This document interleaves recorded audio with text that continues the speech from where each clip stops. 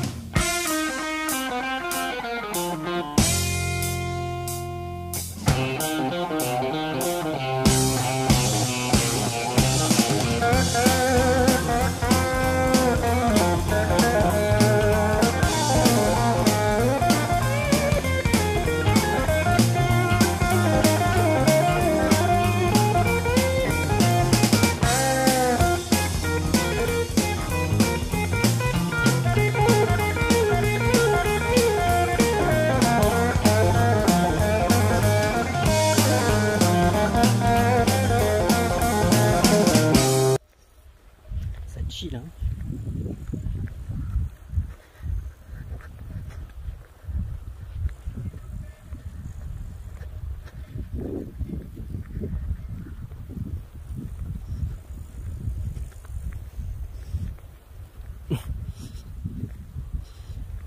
Ça chill de ouf.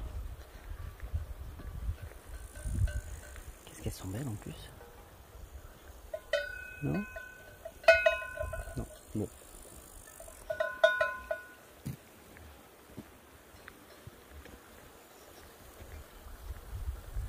Oh.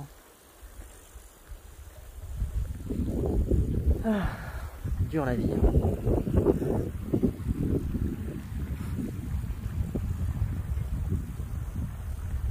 Qu'est-ce qu'elles sont belles. Elles ont une robe. Oh les petits veaux là-bas, trop choupis.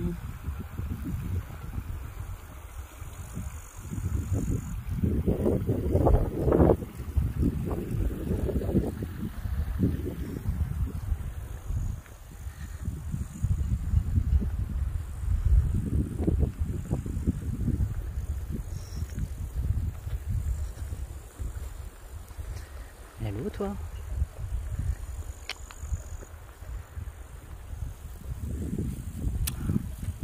Elles ont senti que j'avais du sang parisien.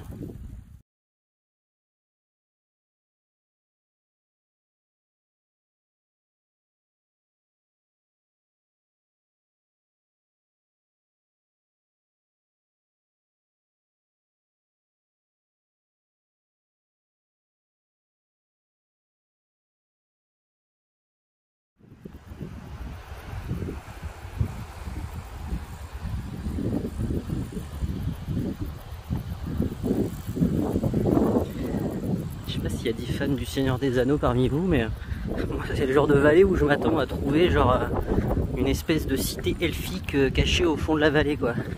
Genre tu remontes là-bas et hop il y a Foncombe et la baraque d'Elrond quoi.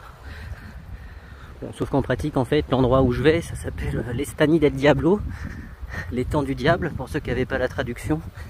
Donc c'est un petit peu moins délire elfique, plus légende de sorcières et tout, mais bon. Sorcière, elfe, on n'est pas très loin. Hein. Bon bah voilà, je suis arrivé à l'objectif de ma randonnée du jour. Un petit vallon tout perché en haut de la montagne qui s'appelle la Pera Escrita. C'est du catalan, la pierre écrite, pierre gravée.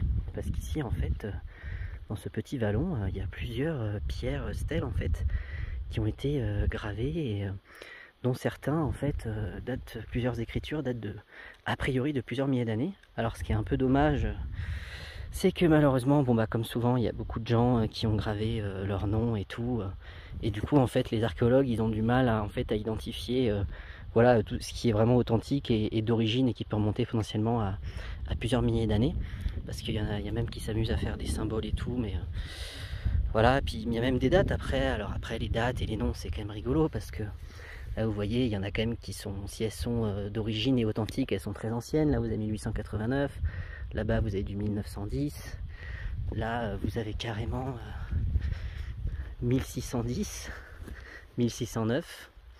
Puis après il y a des endroits, alors après hein, pareil, est-ce qu'elles sont authentiques ou pas hein. Là vous voyez vous avez des beaux symboles là, enfin, des écritures anciennes. Il y a aussi des symboles, une croix de David, voilà, il y a une croix templière, voilà. Bon après, je sais qu'il y en a qui sont anciennes, mais je ne les ai pas toutes vues. Et puis moi après je dois terminer ma petite randonnée en montant à l'étang du diable, tout là-haut là.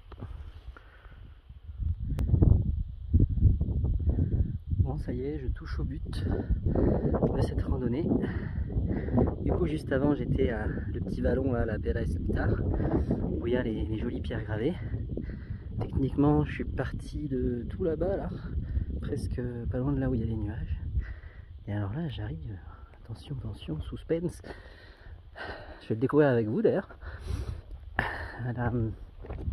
le point d'orgue du voyage, de la randonnée, un petit endroit dont j'ai entendu parler à la conférence sur le royaume des sorcières. Ça donne peut-être déjà une petite idée. On m'a dit qu'il était très profond et apparemment on peut quand même s'y baigner. C'est plus loin que je pensais. Et le voilà. Ah, il est merveilleux. L'étang du diable. Estany del Diablo. Bon là il n'est pas si noir que ça d'ailleurs, il est joliment bleu. Oh là là, comment il est trop beau. Alors quelqu'un que j'ai croisé me disait en blaguant ah ouais tu peux te baigner et tout, tu vas voir c'est cool. Par contre si tu sens qu'on t'attrape la jambe, résiste pas, laisse-toi emporter, c'est plus simple, comme ça ils te foutront la paix. Voilà, il n'y a plus qu'à se baigner. Regardez-moi ça comme il est beau ce lac, c'est magique. Alors forcément hein, placé comme ça, tout en haut de la montagne, dans une petite cuvette, sachant qu'en plus il est assez profond, c'est sûr qu'il y avait tout pour qu'il y ait quelques petites légendes un peu négatives autour de lui. Surtout qu'il est vraiment complètement planqué quoi, puisque j'arrive d'en dessous là-bas et en fait on peut pas, faut vraiment grimper tout en haut pour savoir qu'il est là quoi, c'est impressionnant quoi. Bon, après moi je m'attendais à ce qu'il soit plus noir que ça.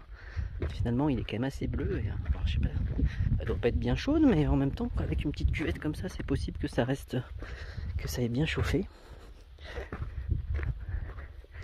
Voilà, en tout cas baignade tranquille.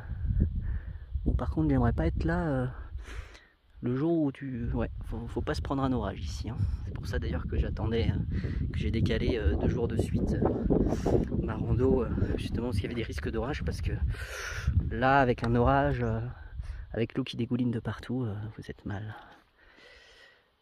Ah là là, qu'est-ce qu'il est beau ce lac, je pense.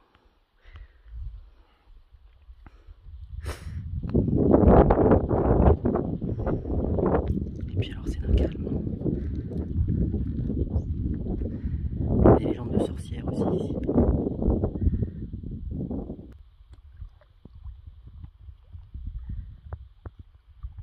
C'est calme, hein, c'est plutôt calme. Non, c'est vraiment, j'allais dire merveilleux, je sais pas si le nom de l'endroit. Après, effectivement, je comprends là. Enfin, il y a tout pour que l'endroit s'appelle l'étang du diable. Caché dans une cuvette, puis alors autour, en fait, c'est que de la caillasse et de la pierre noire, justement. En fait, on dirait presque il y a un côté cratère de volcan, en fait. Je sais pas si Je sais pas si des gens voient le James Bond qui s'appelle On ne vit que deux fois.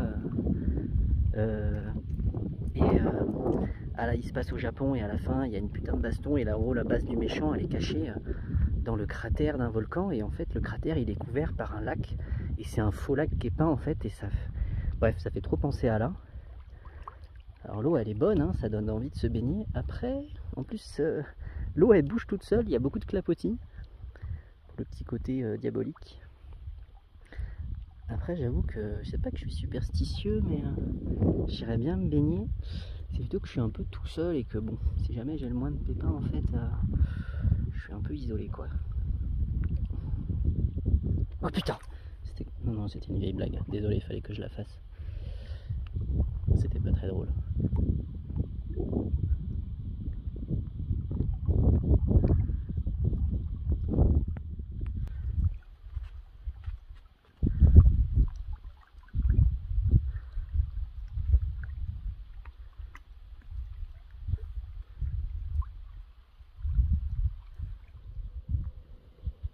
Ah oui, si, elles sont bien là.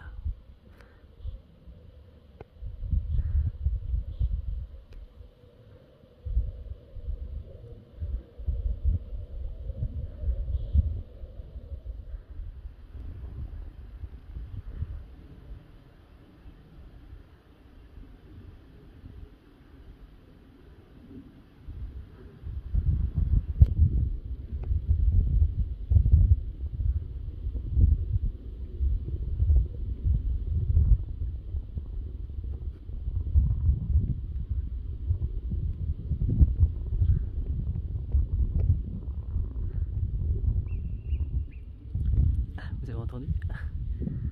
Des fois un petit cri. Vous le voyez s'enfuir là? En grimpant sur la crête, je me suis retrouvé nez à nez avec lui. Enfin, nez à nez. Il était juste en face quoi. Il est beau. J'ai l'impression que je suis un peu dans. Je suis un peu chez eux là. J'en ai vu plein putain. Et du coup. Donc là en fait bah, j'étais à l'étang du diable. Que voici. Regardez comme il est beau.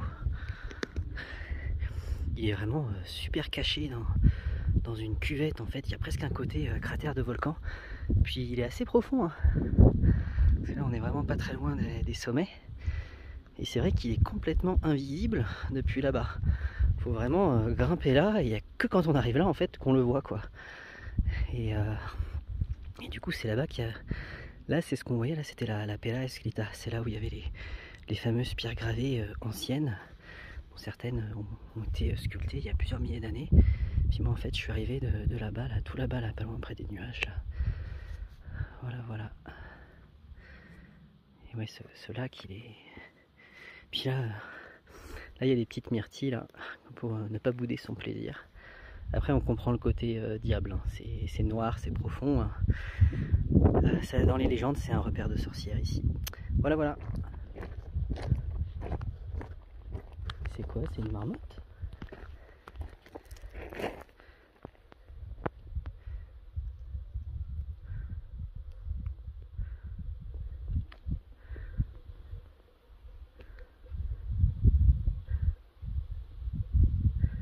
Oh, excellent. Non, c'est pas une marmotte. Putain, je suis nul. Psst.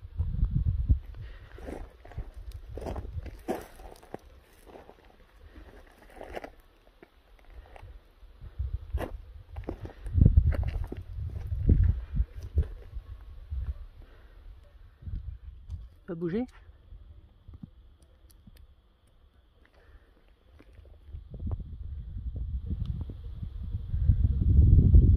Psst. Oh, allez pas.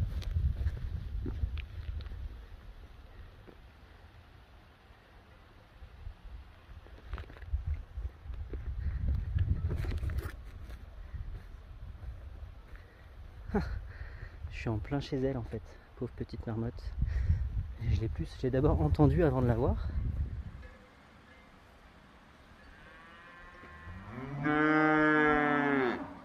Je me fais meuer dessus, mais méchant. Hein.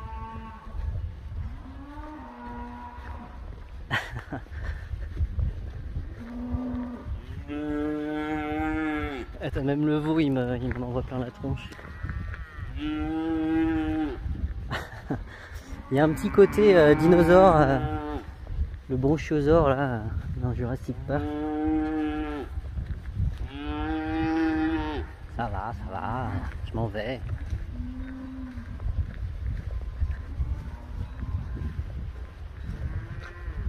Ça fait boîte à meux un peu. Alors lui il me suit carrément. C'est rare parce qu'en général les veaux ils sont plutôt craintifs. Ils sont plutôt à se cacher derrière leur maman. Mais alors lui il me chasse carrément quoi. C'est étrange hein, parce que les veaux vraiment ils se laissent pas approcher quoi. Ils sont super beaux, on a envie de les caresser mais regardez ils continuent à me suivre. Ou alors je sais pas, peut-être qu'ils me kiffent. Bah ouais moi aussi je sais mais je dois y aller quoi. Si tu veux me parler, envoie-moi un fax.